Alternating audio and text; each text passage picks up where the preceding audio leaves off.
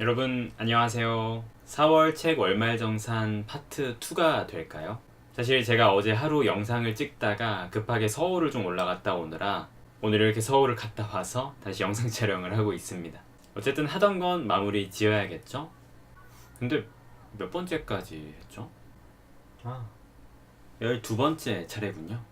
4월의 12번째 책은 조명희의 낙동강입니다. 이 조명희 작가는 제가 저번에 한번 설명을 드렸지만 일제강점기 시기에 일제의 탄압을 피해서 소련으로 망명을 했던 작가예요. 제가 이 작가를 알게 된 건 최인훈의 화두에서 알게 된 작가였고요. 그래서 이 낙동강이라는 작품은 길지 않은 단편이고요. 안에도 역시 단편 여러 개가 묶여있는 책입니다. 책을 읽어보시면 상당한 사투리라든지 좀 옛날 느낌을 많이 받으실 수 있는 게 실제로도 옛날 작품이기도 하고 상당히 가난했고 힘들었던 시기들의 내용을 담고 있다고 볼 수 있어요. 물론 제가 살았던 시대는 절대 아니긴 하지만 어쩐지 이런 역사 속에 힘들었던 시기들을 글로 읽노라면 뭔가 가슴 아프면서도 동시에 따뜻한 감정이 드는 것 같아요. 또한 지금의 작가들에게선 좀 찾아보기 어려운 좀 옛적인 표현들도 상당히 많은 편이고요, 당연히. 아무래도 많이 읽어보시거나 많이 찾아보시는 작가는 아니긴 하지만 저도 앞으로 이 조명희 작가와 마찬가지로 작품을 읽으면서 알게 되는 작가들을 하나하나 알아가는 기쁨을 누려볼 생각이에요. 4월의 13번째 작품은 이언 맥큐언의 채실 비치에서입니다. 먼저 저는 이언 맥큐언의 속죄, 어톤먼트란 작품을 상당히 좋아하는데요. 이 작품 역시 예전에 생방을 하면서 잠깐 이야기가 나와서 이번에 구매를 해서 읽게 된 케이스죠. 내용은 길지 않고 어찌 보면 되게 간단한 이야기입니다. 한 신혼부부가 첫날 밤을 보내는 이야기라고 할 수 있어요. 아무 문제 없어 보였던 서로에게 완벽한 짝이라고 여겨졌던 이 신혼부부는 사실 첫날 밤을 앞두고 각자가 걱정이 상당히 많습니다. 남자는 그간 여자의 거부로 성관계를 미뤄왔었고 이제는 드디어 부부가 되었으니 서로의 합의를 기대하고 있는 중이었죠. 그러나 여자의 경우는 이것보다 조금 더 심각했던 게 여자는 오래전부터 남성과의 접촉을 별로 좋아하지 않았었고 그래서 그간 신랑과의 연애 때에도 그러한 부분들을 최대한 피해왔던 건데 이제는 정말 그럴 수 없는 상황이 되어버린 거죠. 그래서 첫날 밤을 앞두고 두려움과 걱정에 떨고 있는 여자와 마찬가지로 다른 의미로 흥분과 걱정에 휩싸여 있는 남자, 이들의 심리가 아주 세세하게 묘사되어 있는 작품이라고 말씀드릴 수 있을 것 같아요. 다만 작품의 짧은 분량 때문인지 조금 아쉬웠던 것 중에 하나는 남성과의 접촉에 대한 혐오가 어떤 특별한 트라우마나 이유를 찾을 수가 없다는 거였어요. 작품 내에서 어린 시절의 기억이라든지 그런 것들에 대한 충분한 설명이 없어서 어디까지나 개인적 특질로서 이해할 수밖에 없었거든요. 물론 문학작품이 모두 설명을 필요로 하고 세세하게 인물들의 행동들이 이유가 있어야만 하는 것은 아니지만 약간 감정이입해서 읽다 보니까 인물들에 대한 안타까움이 솟아나와서 아마 이렇게 느끼지 않았나 싶어요. 이 채실비치에서는 영화도 있다고 하니 영화를 보신 분들도 계실까요? 영화는 또 어떻게 살렸을지 궁금하네요. 14번째 작품은 박민규 작가의 죽은 왕녀를 위한 파반느입니다. 이 작품 상당히 유명하죠. 인생 작품으로 꼽으시는 분들도 많고 정말 재미있어서 잘 읽히는 작품이기도 한데요. 이 작품의 표지는 벨라스케스의 시녀들을 배경으로 하고 있고 제목 같은 경우는 그 시녀들을 보고 모리스 라벨이란 작곡가가 만든 음악에서 따왔다고 합니다. 간단하게 표현하자면 이 작품은 한 못생긴 여자와 그 여자를 사랑하게 된 한 남자의 이야기라고 볼 수 있는데요. 작품을 읽어보면서 이 남자가 왜 이 여자를 사랑하게 되었는지, 그리고 이 남자와 이 여자의 관계, 그리고 또 한 명의 주인공에 해당하는 이 인물들의 관계를 읽어보는 게 상당히 재미있고요. 무엇보다도 저에겐 시대 배경이 상당히 매력적이었던 것 같아요. 80년대를 배경으로 하고 있는데 제가 비록 80년대를 살진 않았지만 뭔가 80년대의 연장선상에서 제가 알던 90년대와 상당히 유사한 느낌을 많이 받았었거든요. 작가 본인도 말했듯 빈티지 신파라고 했는데 그러한 말들이 정말 잘 어울리는 작품이고 그 안타깝고도 절절한 사랑 이야기가 페이지를 계속 넘기게 하는 작품이었던 것 같습니다. 아주 재미있게 읽었던 작품이었어요.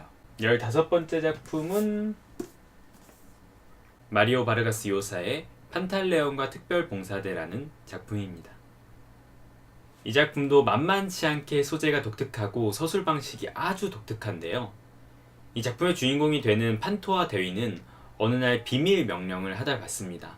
아주 뛰어난 행정장교로서 그가 맡은 임무는 밀림지대에서 병사들이 근무하면서 성욕을 해결하지 못하자 주변 마을에서 자꾸 이와 관련된 성범죄, 성폭행 사건이 발생을 하는 거죠.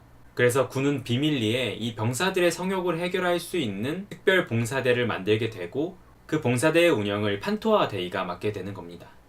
대충 유추해보시면 아실 수 있겠지만 이 특별봉사대는 그 근처에서 활동하고 있는 창녀들을 모아서 군대식으로 교육하고 아주 효율적으로 운영하는 거죠.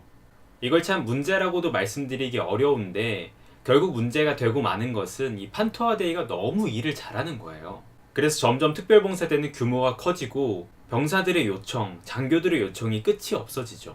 처음에는 비밀리에 시작했던 임무가 어느새 지역 전반적으로 모두가 아는 사실이 되어버립니다.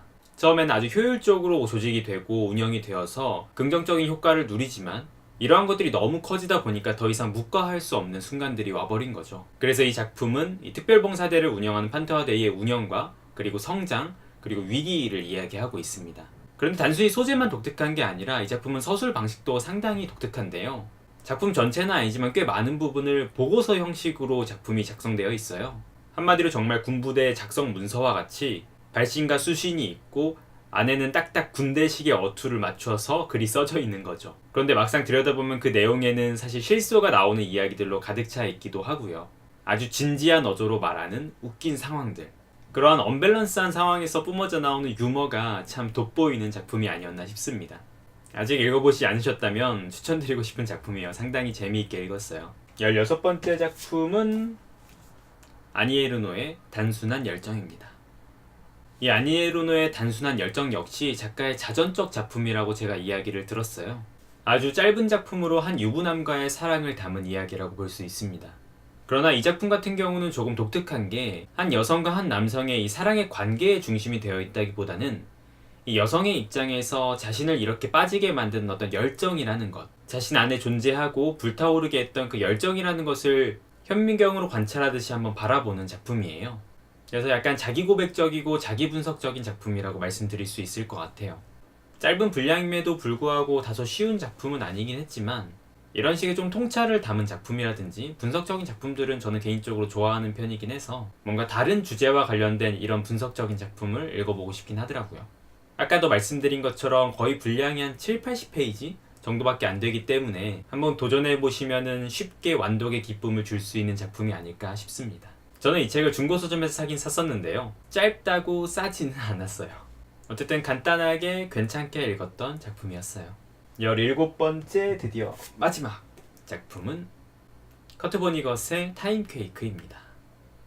저는 저번에 제오도살장을 읽고 이번이 커트 보니것의 두 번째 작품인데 역시 이 작가 정말 독특합니다. 제오도살장만 해도 그랬던 것 같은데 이 작품은 사실 더한 것 같아요. 작품의 설정 자체가 지난 10년 동안의 시간을 반복하게 되는 이야기거든요.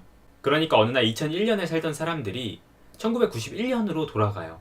그리고 이 10년 동안의 시간을 반복하게 되죠. 자, 여기서 재미있는 점은 이 10년 동안의 시간을 말 그대로 똑같이 반복한다는 점이에요. 그래서 이 지난 10년간 하지 않았던 일들, 말들은 절대 할 수가 없습니다. 오로지 생각으로서만 가능하게 된 거죠. 이게 참 재미있는 설정인 게 10년 전으로 돌아가서 살고 있음에도 불구하고 그냥 단순히 내가 미쳐있는 건지 아니면 다른 사람들도 10년 전으로 돌아가 살고 있는 건지 알아낼 방법이 없어요.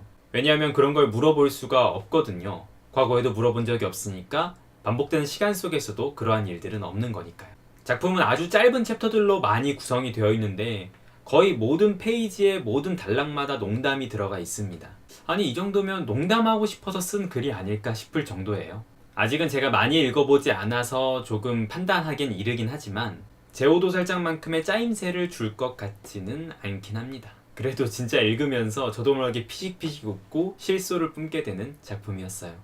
물론 아직 읽고 있고요. 자, 이렇게 간단하게 책에 대한 감상들을 말씀을 드려보았는데요. 그렇다면 이번에도 한번 인상 깊었던 세 권을 꼽아 볼까요? 일단 첫 번째는 바로 이 작품, 한강의 검은 사슴. 더는 말씀드릴 필요도 없을 정도로 너무나 아름다운 문장들과 구성들, 저는 이번에도 정말 감탄하면서 읽었습니다. 매번 한강 작가의 작품을 읽으면서 확신이 생기지만 이번에도 더욱더 그런 확신이 생겼어요. 앞으로 한강 작가의 작품은 다 읽어봐야겠다. 제가 시를 잘 읽어본 적이 없지만 한번 시집까지 읽어보려고 지금 생각을 하고 있습니다. 뭐 다른 걸 떠나서 제가 워낙 문장이 아름다운 것들을 좋아하는 편인데 이 한강 작가의 글들은 정말 아름다운 편이에요. 그래서 읽으면서 정말 행복했다라고 말씀드릴 수 있을 것 같습니다. 물론 내용 자체는 절대 행복한 내용은 아니었지만요.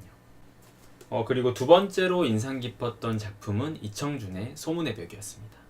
아까도 말씀드린 것처럼 단편들이 너무 재미있었고요. 전혀 비현실적이지 않은 아주 현실적인 이야기들 속에서 이 미스테리한 부분들이 아주 잘 나타나져 있는 작품이라고 생각이 들었습니다. 오히려 저는 명쾌하지 않게 풀리는 그 불가해성도 마음에 들었어요. 사실 뭐 여러분들도 느끼시겠지만 세상 일이라는 게 뭐 그렇게 명쾌하게 풀리답니까? 그런 면에서 더더욱 현실적인 작품이 아니었나 생각이 드네요. 좀 늦었지만 이청준이란 작가를 알게 되었고 그리고 읽게 되어서 참 좋았어요. 그리고 인상 깊었던 마지막 작품은 모옌의 열쇠걸음입니다.